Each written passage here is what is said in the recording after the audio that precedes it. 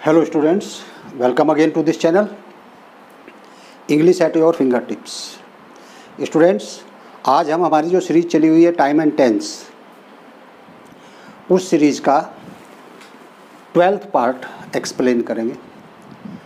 12th part में future perfect continuous tense, it means हमारे 12 tense होते हैं, 4 प्रेजेंट के, 4 पास्ट के और 4 फ्यूचर के।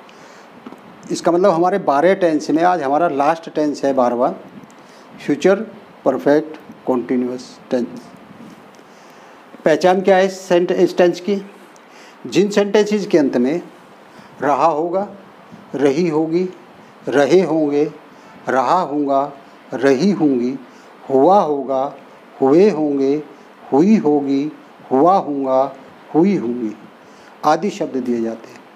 अर्थात फ्यूचर टेंस में किसी कार्य के निरंतर और लगातार जारी रहने की पॉसिबिलिटी दी होती है, संभावना दी होती है। स्टूडेंट्स, फ्यूचर में कार्य होता नहीं है, केवल होने की संभावना, चूँकि वो भी टाइम ही नहीं आया है। फ्यूचर का मतलब आने वाला समय, लेकिन उस आने वाले समय में किसी कार्य के लगातार जारी रहने की संभावना दी होती है। अब देखिए, कार्य के जारी रहने की संभावना दी होती है तो सिंपल कंटिन्यूअस टेंस आ चुका, आपने पहले पढ़ा है फ्यूचर कंटिन्यूअस टेंस।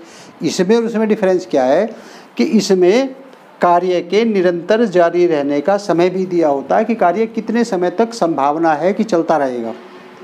तो फ्यूचर में कार्य के लगातार जारी रहने की संभावना दी होती है और कार्य के जारी रहने का समय भी दिया होता है कि कार्य कितने समय तक जारी रहने की संभावना है। तो जिनकी पहचान ये होती है, जिन सेंटेंसेस की, उनको फ्यूचर परफेक्ट कॉन्टीन्यूअस टेंस में रखा जाता है। एक बार फिर से हम देखें, जिन सेंटेंसेस के अंत में रहा होगा, रही होगी, रहे होंगे, रहा होगा, रही होंगी, हुआ होगा, हुई होगी, हुए होंगे, हुआ होगा, हुई होंगी आदि शब्द आते हैं। फ्यूचर में कार्य के निरंतर यानी लगातार जारी रहने की संभावना दी होती है और कार्य के जारी रहने का समय भी दिया होता है। तो जिनके पास जिन सेंटेंसेस के अंदर ये पहचान होती है, उनको हम किस में रखते हैं? फ्यूचर परफेक्ट कॉन्टीन्यूअस टेंस में हम रखते हैं। स्टूडेंट्स, देखते हैं अफर्मेटिव के क्या रूल्स रेगुलेशंस होंगे, नेगेटिव के क्या होंगे, इंटेरोगेटिव के क्या होंगे, ट्रांसलेशन के। तो सबसे पहले हम देखते हैं अफर्मेटिव सेंटेंसेस। कौन से होते हैं students affirmative sentences? Affirmative sentence वो होते हैं जिसमें किसी स्टेटमेंट को एक्सेप्ट कर लिया जाता है, इसलिए इनको हिंदी में क्या कहते हैं? स्वीकारात्मक वाक्य कहते हैं, और पॉजिटिव सेंटेंस भी इनको कहते हैं। तो सबसे पहले हम अफर्मेटिव या पॉजिटिव सेंटेंसेस क्या करते हैं?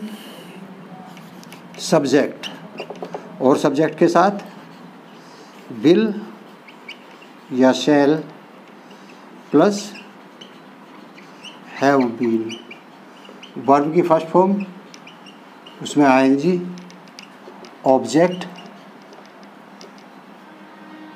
रिमेनिंग पार्ट और सिंस,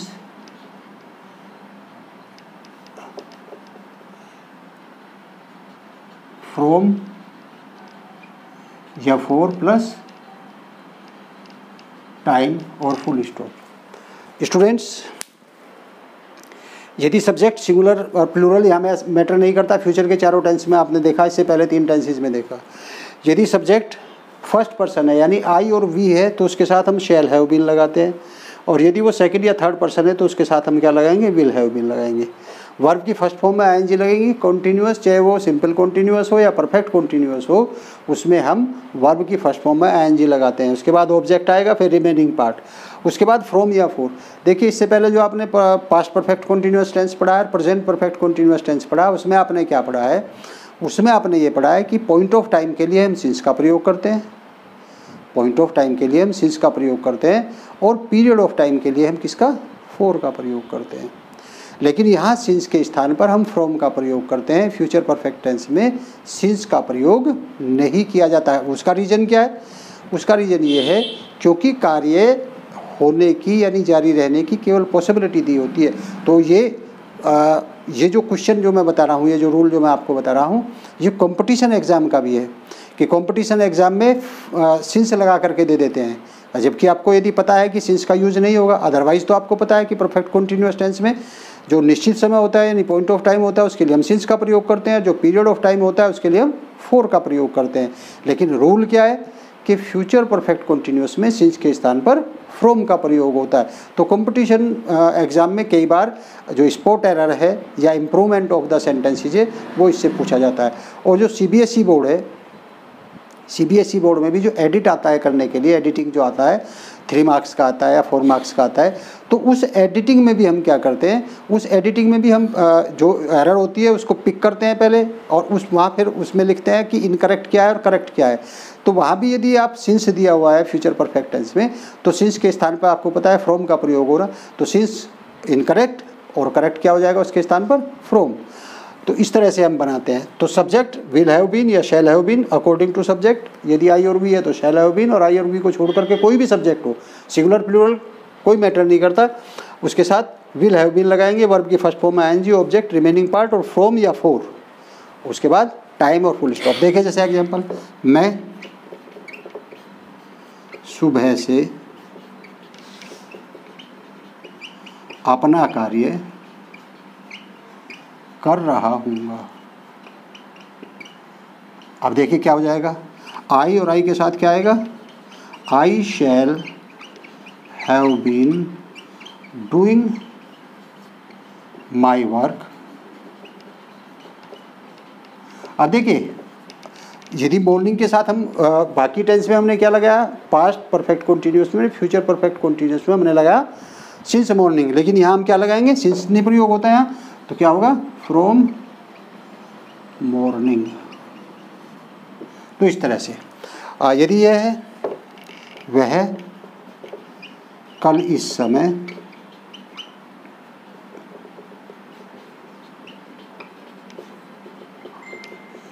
दो घंटे से कपड़े धो रही होगी, तो क्या हो जाएगा, शी और शी के साथ हम क्या लगाएंगे, will have been, she will have been washing the clothes. अब देखिए क्या, कब, कल, और कल के लिए हम क्या लगाते हैं, हमेशा फ्यूचर में लगाते हैं टुमारो, टुमारो कल इस समय, तो एट दिस टाइम टुमारो होगा, eight this time tomorrow, at this time tomorrow, और कितने समय तक, अब की बार क्या दिया, 2 घंटे से, तो 2 घंटे का मतलब क्या हुआ, अनिश्चित समय, फॉर 2 आवर्स। तो जो पीरियड ऑफ टाइम है उसके लिए हम फॉर का प्रयोग करते हैं, जो पॉइंट ऑफ टाइम होता है उसके लिए हम किसका यूज़ करते हैं, फ्रॉम का यूज़ करते हैं। सिंस का प्रयोग इस टेंस में नहीं किया जाता। तो ये था स्टूडेंट्स आपका अफर्मेटिव या पॉजिटिव सेंटेंसेस। अब देखते हैं नेगेटिव सेंटेंसेस, वेरी इजी। केवल क्या होना है, विल और शैल के बाद में नोट का प्रयोग होगा। और स्टूडेंट्स आपको पहले भी मैंने बताया कि सिंपल कॉन्टिन्यूअस हो या परफेक्ट कॉन्टिन्यूअस हो, दोनों ही कंडीशन में नेवर की सेंस कभी भी कॉन्टिन्यूअस टेंस में नहीं होती है। तो नेगेटिव सेंटेंसेस में इनमें नेवर तो यूज नहीं होगा, तो हम क्या करेंगे, सब्जेक्ट और उसके बाद विल या शैल और फिर नोट और फिर हैव बीन। तो क्या हो जाएगा, सब्जेक्ट के बाद विल नॉट हैव बीन या शैल नॉट हैव बीन। यदि आई और बी है तो शैल नॉट हैव बीन, और आई और बी को छोड़ करके यदि और कोई है तो क्या हो जाएगा, will not have been. Verb की फर्स्ट फॉर्म है ING, object, remaining part from और फॉर अकॉर्डिंग टू टाइम, और बाद में टाइम वो एज इट इज़ पहले की तरह से रहेगा। तो इसमें सिर्फ क्या आना है, विल और शैल के बाद और हैव बीन से पहले। यानी हम ये कह सकते हैं will not have been, shall not have been, जैसा भी सब्जेक्ट दिया है उसके अकॉर्डिंग हम यूज़ करते हैं। तो देखिए जैसे वे 2 बजे से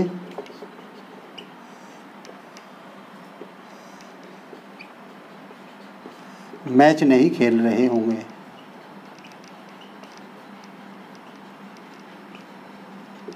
तो क्या हो जाएगा? They will not have been playing match for 2 o'clock। अब देखिए स्टूडेंट्स, यही मिस्टेक है। क्या है? 2 बजे से, तो कैसा समय है? समय है पॉइंट ऑफ टाइम, तो क्या आएगा? From 2 o'clock। सेंस नहीं आने का इसमें, तो फ्रॉम, फॉर के बजाय हम किसका यूज़ करेंगे? फ्रॉम का यूज़ करेंगे। इसी तरह से हम कल बहुत देर से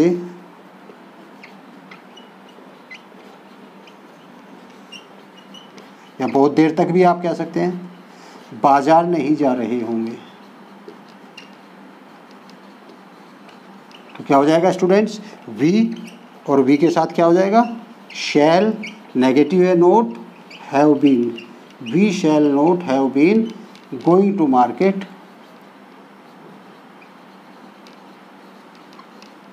टुमारो।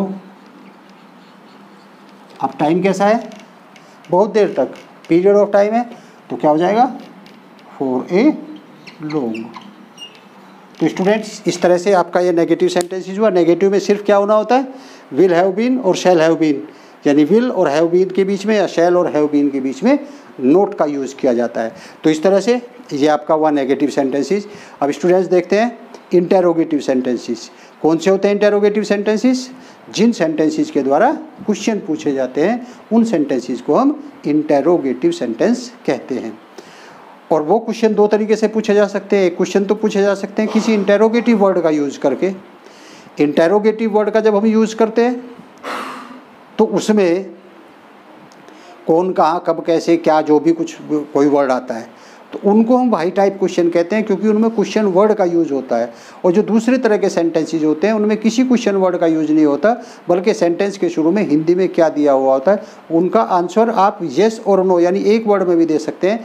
इसलिए उनको टैग टाइप क्वेश्चन कहते हैं और उनको येस और नो आंसर टाइप क्वेश्चन भी कहते हैं। तो 2 तरह के हमारे इंटेरोगेटिव सेंटेंसेज होते हैं। तो पहले हम देखते हैं इंटेरोगेटिव सेंटेंसेस कौन से होते हैं। और इंटेरोगेटिव सेंटेंसेस में पहले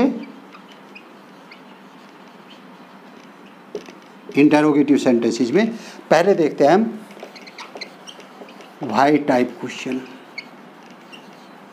वाई टाइप क्वेश्चन देखते हैं। तो वाई टाइप क्वेश्चन में स्टूडेंट्स क्या होगा स्टूडेंट्स इंटेरोगेटिव सेंटेंसेस में जो इंटेरोगेटिव वर्ड है, यानी इंटेरोगेटिव वर्ड कौन सा है?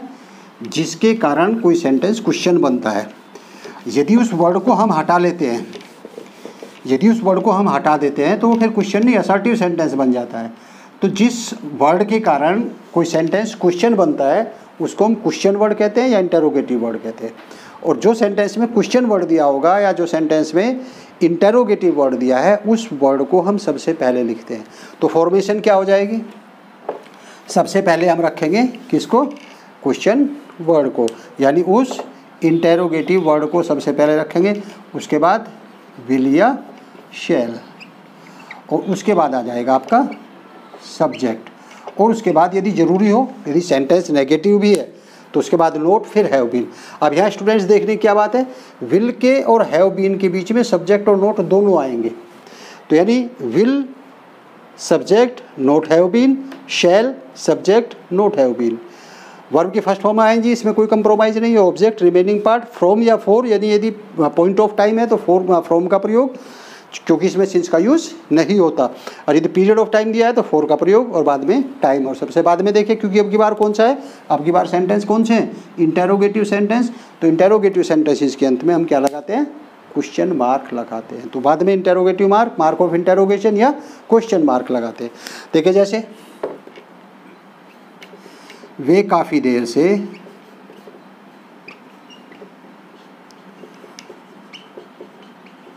आपकी प्रतीक्षा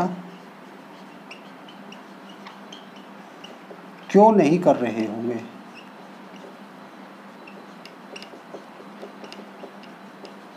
तो अब सबसे पहले देखिए, अब इसी वर्ड को देखिए आप, यदि आप इस वर्ड को हटा देते तो सेंटेंस बच जाएगा वे काफ़ी देर से आपकी प्रतीक्षा नहीं कर रहे होंगे।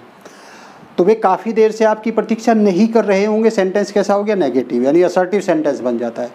तो ये सेंटेंस क्वेश्चन किसके कारण बना है? ये सेंटेंस क्वेश्चन बना है इस क्वेश्चन वर्ड के कारण। किसके कारण? क्यों के कारण। तो इस वर्ड के कारण ये सेंटेंस क्वेश्चन बना है, इसलिए इसको हम क्या कहते हैं? क्वेश्चन वर्ड कहते हैं या इंटेरोगेटिव वर्ड कहते हैं। तो सबसे पहले इसी की इंग्लिश हम लिखते हैं, तो इसकी क्या हो जाएगी? वाई। अब देखिए सब्जेक्ट क्या है? वे, तो थर्ड पर्सन है तो क्या आ जाएगा? विल। फिर आएगा सब्जेक्ट, वाई विल दे, फिर नोट, उसके बाद हैव बीन। तो क्या हो गया? Why will they not have been, और फिर क्या हो जाएगा? Waiting for you. कैसा भी टाइम है? काफ़ी देर से, पीरियड ऑफ टाइम है, अनिश्चित समय, तो फॉर का प्रयोग, फॉर ए लॉन्ग, और बाद में क्या हो जाएगा? Mark of interrogation. तो why will they not have been waiting for you for a long. एक और सेंटेंस देखते हैं, हम कल इस समय या कल इस वक्त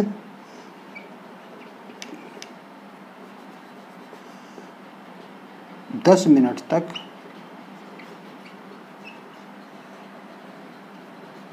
कहाँ घूम रहे होंगे। अब देखिए 10 मिनट तक का इसका मतलब क्या है? टाइम दिया हुआ है और कहाँ घूमने की संभावना है। तो अब किसके द्वारा? इस वर्ड को हटा लीजिए, तो क्या रह जाएगा? हम कल इस वक्त 10 मिनट तक घूम रहे होंगे। सेंटेंस क्या हो जाएगा? असर्टिव बन जाएगा, यानी पॉजिटिव सेंटेंस बन जाएगा। इस वर्ड के कारण, यानी कहाँ, इस वर्ड के कारण ये सेंटेंस क्या बना है? इंटेरोगेटिव बनाया है। इसी के कारण इसने क्वेश्चन पूछा है, क्वेश्चन इसी वर्ड से पूछा गया, इसीलिए इसको हम क्या कहते हैं? क्वेश्चन वर्ड कहते हैं। तो सबसे पहले इसी की हम अंग्रेजी लगाते हैं, तो क्या हो जाएगा? वेयर। अब की बार सब्जेक्ट क्या है? हम, यानी फर्स्ट पर्सन है तो शैल, वी हैव बीन। अब घूम रहे होंगे, वॉकिंग। कब? टुमारो। और टाइम कैसा है? अनिश्चित है, तो फॉर 10 मिनट्स, और बाद में मार्क ऑफ इंटरोगेशन।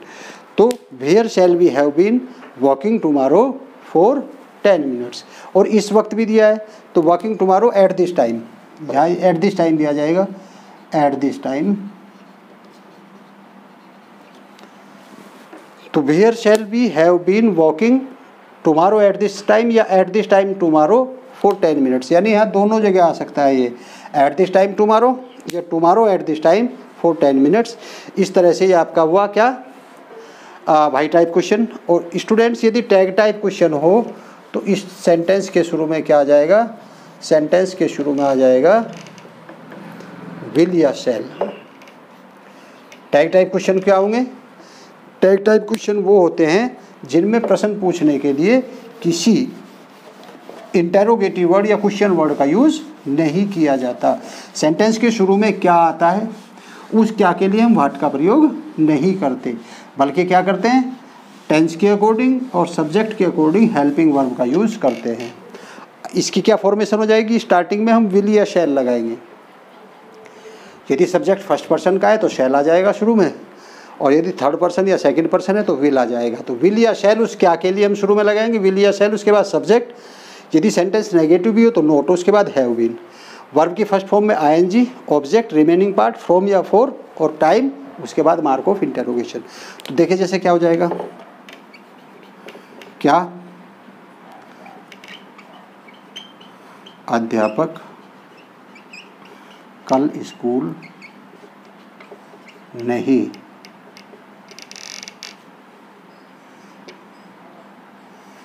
क्या अध्यापक कल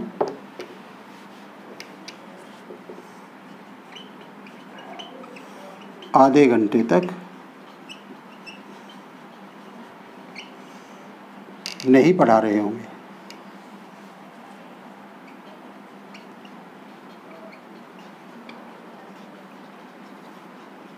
तो क्या हो जाएगा?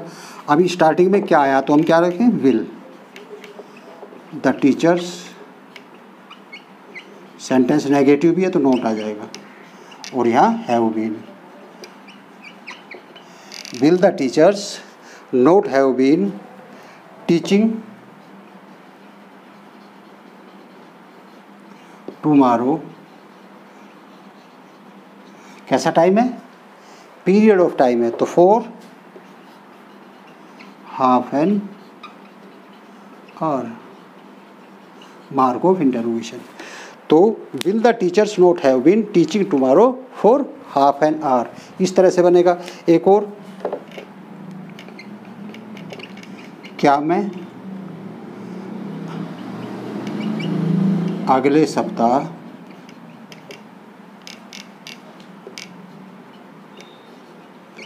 दो दिनों से शहर से बाहर नहीं जा रहा हूँगा।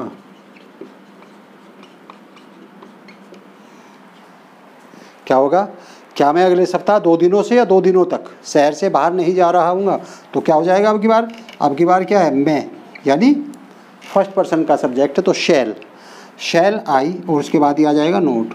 शैल I not have been going out of city for 2 days next week. अब देखिए स्टूडेंट्स, यहाँ जो नेक्स्ट वीक है और फॉर 2 days है, इसमें आप आगे पीछे कर सकते हैं, ये भी हो सकता है shall I not have been going out of city next week for 2 days, या फॉर 2 days नेक्स्ट वीक। तो स्टूडेंट्स, ये आपका रहा टैग टाइप क्वेश्चन, यानी आपके वाई टाइप क्वेश्चन और टैग टाइप क्वेश्चन दोनों आपके हो चुके हैं इसमें। तो इस तरह से आपका ये इंटेरोगेटिव सेंटेंस फिनिश हुआ। अब स्टूडेंट्स, हम देखते हैं कि इसका हम यूज कहाँ करेंगे।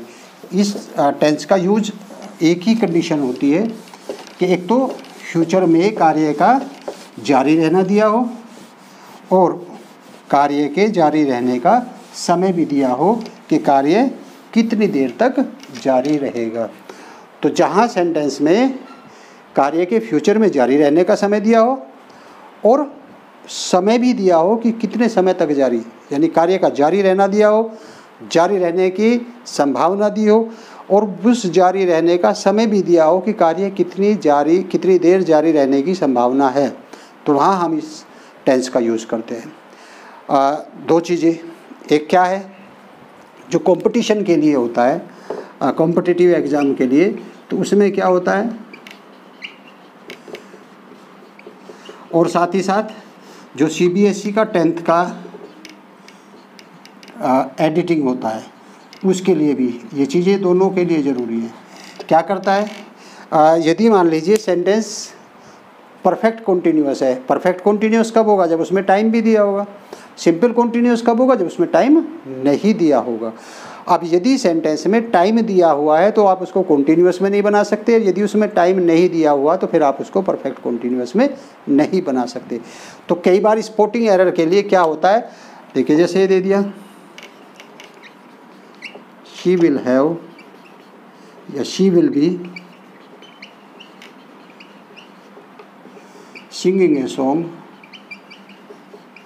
For at least 20 minutes। अब देखिए स्टूडेंट्स, इसको हमने 4 पार्ट में डिवाइड कर दिया, A, B, C और D, और यदि सेंटेंस में कोई एरर नहीं है तो फिर आपका आंसर क्या हो जाएगा, D। अब हम देखें, इसमें दिया हुआ है फॉर एटलीस्ट 20 मिनट्स, यानी कार्य के कम से कम 20 मिनट तक जारी रहने की संभावना है। अब कार्य में यदि समय दिया हुआ है तो परफेक्ट कॉन्टीन्यूअस में बनना चाहिए, लेकिन यहाँ शी विल बी और विल बी और शैल बी का प्रयोग तो हम सिंपल कॉन्टीन्यूअस में करते हैं, तो इसका मतलब ये सिंपल कॉन्टीन्यूअस नहीं है। तो आपका आंसर क्या हो गया, आपका आंसर हो गया ए।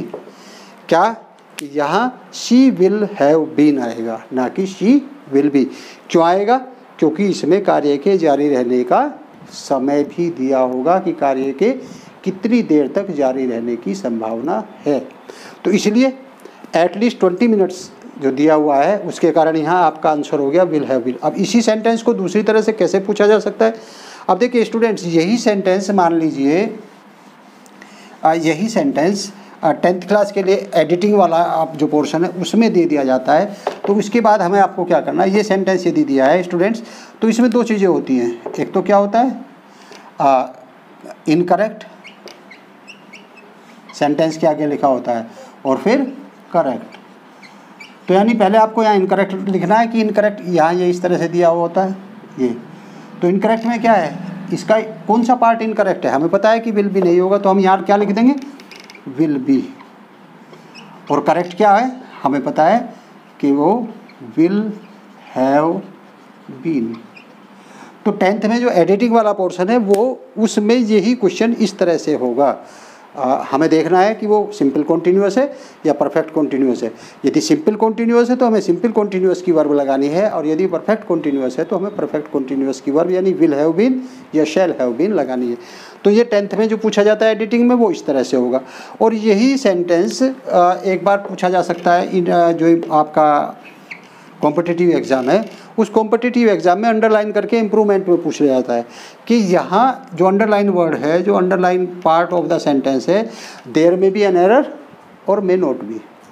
If there is an error, यदि वहाँ मिस्टेक है, तो नीचे 4 ऑप्शन दिए हैं ए बी सी, 3 ऑप्शन दिए हैं कि इनमें से किससे इम्प्रूव हो जाती है।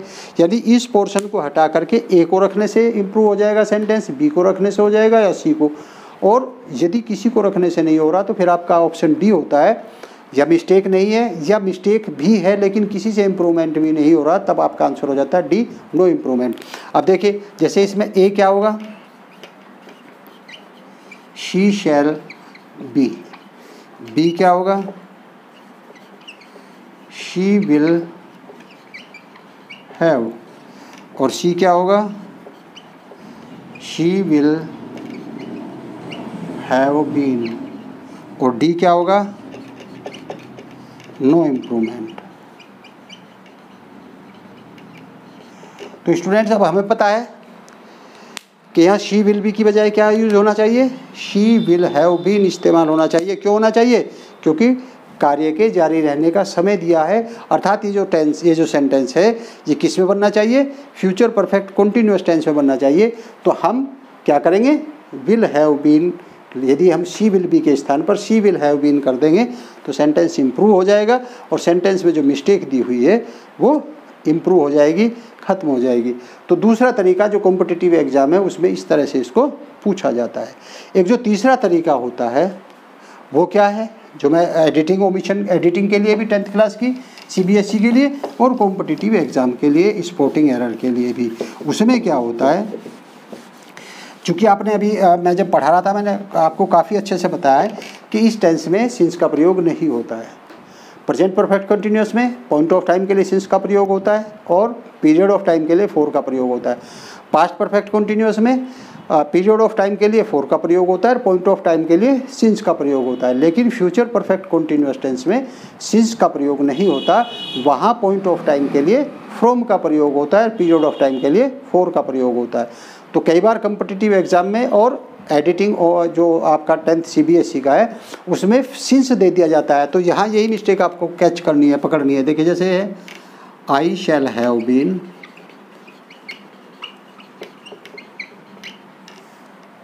Teaching you